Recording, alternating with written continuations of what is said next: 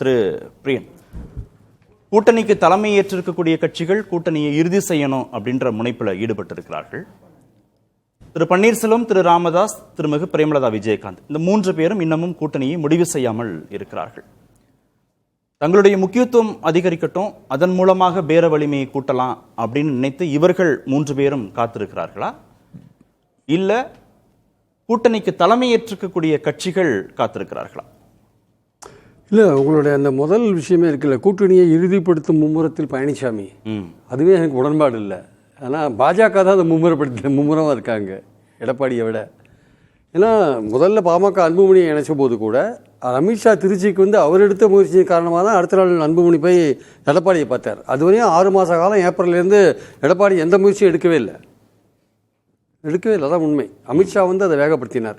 இப்போது பியூஷ் கோயல் வந்து வேகப்படுத்தினா தினகரனை கொண்டு வந்திருக்கார். தினகரன் வந்து கூட அமித்ஷா பழனிசாமி வந்து தினகரன் வந்தபோது பழனிசாமி வரல, பியூஷ் கோயலும் தினகரன் தான் கையை பிடிச்சின்னு போஸ்ட் கொடுத்தாங்க. அப்போ இதில் எங்கே வந்து பழனிசாமி மும்முரப்படுத்தினார் எனக்கு தெரியல. Is logging behind. அவர் பின்னாடி தான் இருக்கார். அவர் பாஜக தான் இதில் முன்னாடி இருக்காங்க. இன்றைக்கி நடக்கிற விஷயங்களில் கூட தேமுதிகவோட பேச்சுவார்த்தை மும்முரமாக நடத்தின்னு இருக்கிறது பியூஷ் கோயல் தான், பழனிசாமி நடத்தலை.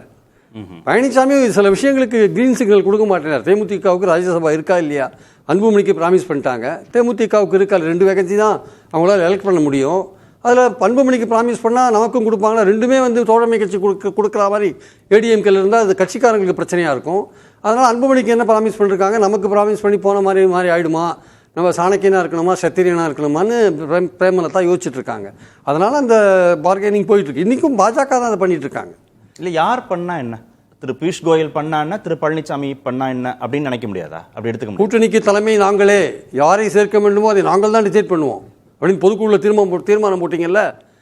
உங்களோட இது எங்கள் ஆக்சுவலாக உங்கள் கண்ட்ரோலில் இல்லை சார். இந்த என்டையர் கூட்டணி செட்டப் பண்ணுறது அதிமுகவோட கண்ட்ரோலில் இல்லை. ஃபார் யூர் இன்ஃபர்மேஷன், எலெக்ஷனுக்கு அப்புறம் அதிமுக தனி மெஜாரிட்டி வந்தால் even formation of the government கூட அவங்க கண்ட்ரோலில் இருக்காது. அதிமுக அது இருக்காது. அதெல்லாம் வந்து ரொம்ப என்டிஏ கூட்டணி ஆட்சின்னு சொல்லி தான் தினகரன் உள்ள கூப்பிட்டுருக்காங்க. ஆக்சுவலாக அவர் அது ஒருத்தன் தான் வந்திருக்கார். பழனிசாமி முதல்வர்னு ஒத்துட்டு அவர் வரல. ஆனால் தேமுதிக பொறுத்த மட்டும் ஒரு ஹார்ட் பார்கெனிங் போயின்னு இருக்கு. நீங்கள் சொல்கிற மாதிரி திமுகலையும் வந்து பலவிதமான ஒரு யோசனைகள் இருக்காங்க.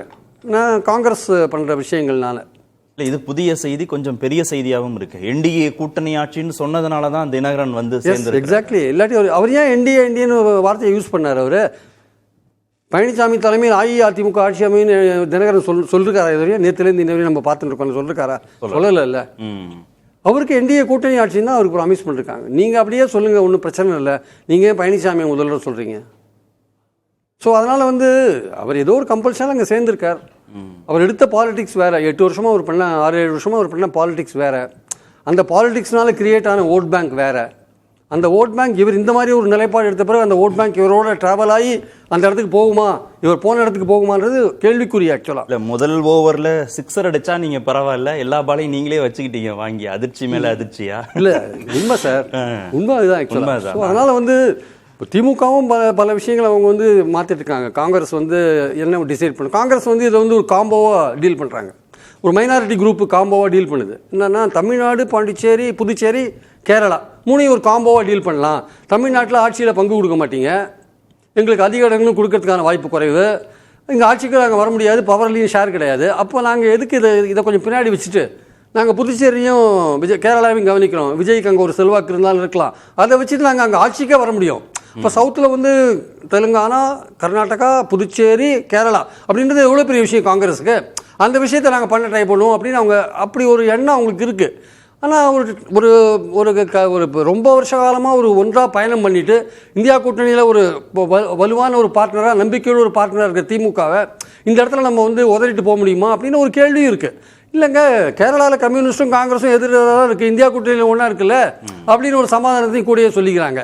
அதுக்கு திமுக என்ன சொல்லுது, ஐயா அந்த விஷயத்தில் இங்கே வச்சுக்காதீங்க, நீங்கள் இங்கேருந்து போயிட்டீங்கன்னா இந்தியா கூட்டணிக்கு பெரிய நமஸ்காரத்தை போட்டு நாங்கள் வெளில வந்துடுவோம், நாங்கள் உங்களை விட்டு வெளில இருக்கோம்னு தெரிஞ்சாலே எங்களுக்கு ஃபண்ட்ஸ்லாம் தானாக வந்துடும், டெல்லியிலேருந்து வர ஃபண்ட்ஸ்லாம் வந்துடும், அதனால் நீங்கள் யோசிச்சு பார்த்து முடிவு பண்ணுங்கன்னு அவங்க சொல்லிட்டு பேசாமல் இருக்காங்க. அவங்க திமுக பொறுத்த மட்டும் ராமதாஸ் சேர்க்கறத கூட யோசிக்கிறாங்க. ஏன்னா ஓட் பேங்க் 3 எலெக்ஷனாக பாமக இல்லாத அவங்க வின் பண்ணிட்டு வந்திருக்காங்க. ராமதாஸ் சேர்க்கறதுனால சில ஓட்டுக்கள் அவங்க இழக்க நேரிடும். விடுதலை சிறுத்தைகளை தேவையில்லாமல் அவங்கள கொஞ்சம் புண்படுத்த வேண்டியிருக்கும். இதெல்லாம் எதுக்கு தேவை அப்படின்னு சொல்லிட்டு அதை யோசிக்கிறாங்க. அவங்கள 3 பேர் தரப்புக்குமே அப்படிதான் யோசிக்கிறாங்களா? தேமுதிக, திரு ராமதாஸ், திரு பன்னீர்செல்வம் 3 பேர் தரப்புக்குமே திமுக வேணும்னு நினைக்கிறாங்களா? திமுக கூப்பிடுறாங்க. பட் ஆனால் இடங்கள் பிரச்சனை. அவங்க கொடுக்குற இடங்கள் தேமுதிகவுக்கு உடன்பாடு இல்லை. அவங்க ரொம்ப அதிகமாக எதிர்பார்க்குறாங்க. தேமுதிக அங்கே போனால் அவங்களுக்கு வாய்ப்பு, வெற்றி வாய்ப்பு அதிகமாக இருக்குது. ஆக்சுவலாக திமுகவோட போனால் வெற்றி வாய்ப்பு அதிகம். தொகுதி எண்ணிக்கை குறைவு. அதிமுகவில் நீங்கள் 15 இடங்கள் வாங்கி 4 இடங்கள் விரும்புறதுக்கு பதிலாக அங்கே போனீங்கன்னா ஒரு 6-7 இடங்கள் வாங்கினாங்க வச்சுக்கோங்க. இன்னும் ஸ்டாலினை பார்த்தா சார் ரவீந்திரன் இன்னும் நிறையா சொல்லுவார். ஸ்டாலினை பார்த்தா இன்னொரு 10 இடங்கள் கூட வாங்கலாம் வச்சுக்கோங்க. 7 இடங்கள் வின் பண்ணுறதுக்கான வாய்ப்புகள் இருக்குது அப்படின்னு இன்னைக்கு இருக்கிற சூழல்ல. அதனால அதுதான் முக்கியமாக அவங்க பார்க்கணும். அவங்க என்ன வேற விதங்கள் அவங்களுக்கு அந்த ராஜ்யசபா வேகன்சியை திமுகவும் கொடுக்கறதுக்கு ரெடியாக இருப்பாங்க. ஸோ அவங்க ரெண்டுத்தையும் வெயிட் போட்டு பார்க்குறாங்க. இது எந்த தராசு எங்கே கீழே போகிறதுன்னு நமக்கு தெரியாது. திமுக தராசா அதிமுக தராசா எது கீழே போகிறதோ அதுக்கேற்றபடி அவங்க டிசைட் பண்ணிப்பாங்க வச்சுக்கோங்க. இன்னொரு பாயிண்ட் இருக்குது. அதாவது ஓபிஎஸ் நீங்கள் இந்த லிஸ்ட்டில் எப்படி சேர்த்தீங்கன்னு எனக்கு தெரியல ஆக்சுவலாக.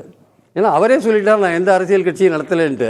கிட்டத்தட்ட இன்னைக்கு ஒரு கையறு நிலையில் இருக்கார் ஓபிஎஸ் ஆக்சுவலாக. ஏன்னா பாலிடிக்ஸில் சரியான நேரத்தில் சரியான முடிவு எடுக்காட்டி நீங்கள் இப்படி தான் நீங்கள் அவஸ்தைப்படுவீங்க. என்னைக்கு ஈரோடு கிழக்கில் நீங்கள் பாஜக பேச்சை கேட்டு வெளில வந்தீங்களோ அன்னிலேருந்து உங்களுக்கு பின்னடைவு ஆரம்பம். உங்கள் ஃபைட்டை நீங்கள் போடணும். பாஜகவை நம்பி உங்கள் ஃபைட்டில் நீங்கள் அமைச்சிருந்தீங்க பார்த்தீங்களா, அதுதான் நீங்கள் பண்ண பெரிய தப்பு. ஒருத்தர் எதிரின்னு நீங்கள் தீர்மானிச்சிங்கன்னா இறங்கி அடிக்கிறதுக்கு ட்ரை பண்ணணும். அதுக்கு யார் யாரை சேர்க்கணுமோ அவங்களெல்லாம் சேர்க்கணும்.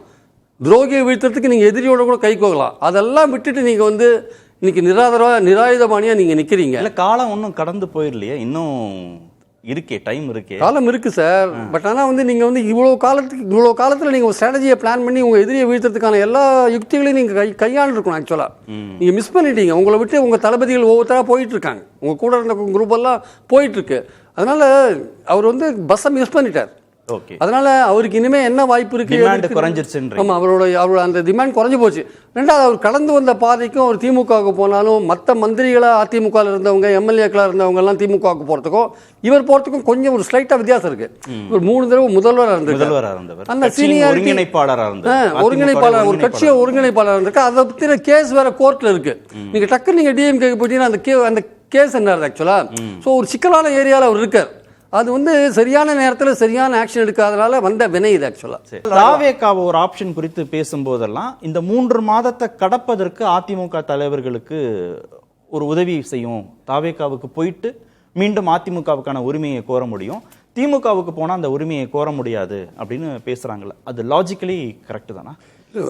ஓபிஎஸ் தாவேகா ஆப்ஷன் எடுத்தா கூட, அது இந்த 3 மாதத்துக்கு டெம்பரரியாக எடுத்தால் கூட, அவருக்கு அதிமுகவை பொறுத்த மட்டும் எடப்பாடி அங்கே இருக்கிற வரையும் அவருக்கு பர்மனெண்ட்டாக க்ளோஸ் மூடினது தான். திறக்காது, அவருக்கு இதுவே திறக்கிறதுக்கான வாய்ப்பே கிடையாது.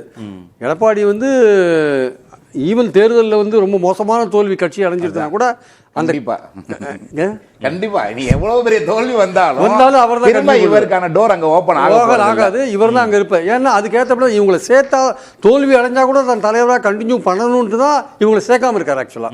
ஸோ அதனால அவர் ரொம்ப தெளிவா இருக்கார். அந்த கட்சி நம்ம கிட்ட இருக்கணும். 4 பேர் இருந்தாலும் நம்ம தான் அதிமுக, ரெட்டையிலே நம்ம கிட்ட தான் இருக்கணும்.